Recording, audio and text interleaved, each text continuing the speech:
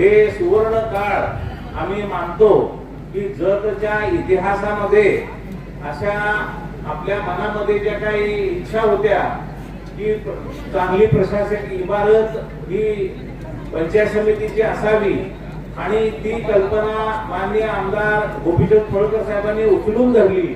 त्याच पद्धतीनं नगरपालिकेची पण इमारत आपली मंजूर झालेली आहे। थोड्याच दिवसामध्ये नगरपालिकेचा एक मोठा कार्यक्रम आपण इथं अशाच पद्धतीने घेतोय। अनेक उपक्रम माननीय आमदार गोपीचंद पडळकर साहेबांच्या प्रयत्नातून इथं दिसत आहेत।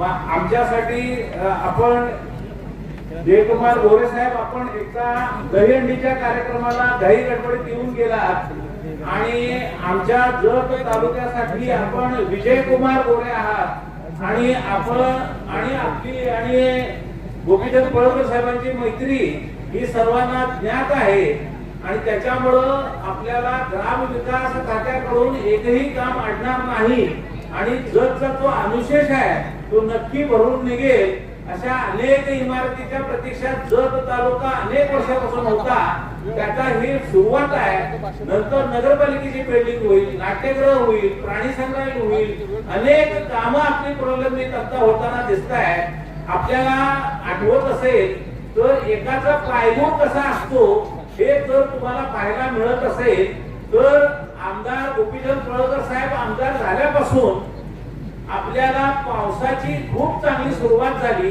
दहीहंडीचा कार्यक्रम झाला, त्याही वेळी पाऊस पडला आणि एक मोठा कार्यक्रम आपण नवरात्रीचा घेतला, रोज पाऊस पडत होता आणि आता अजूनपर्यंत मे महिन्याच्या एवढ्या प्रचंड उकाड्या सुद्धा आपल्याला मैशाळ योजना आता येणाऱ्या डिसेंबर पर्यंत पूर्ण होताना आपल्याला अजून एकही टँकरची मागणी तालुक्यातून आलेली नाही।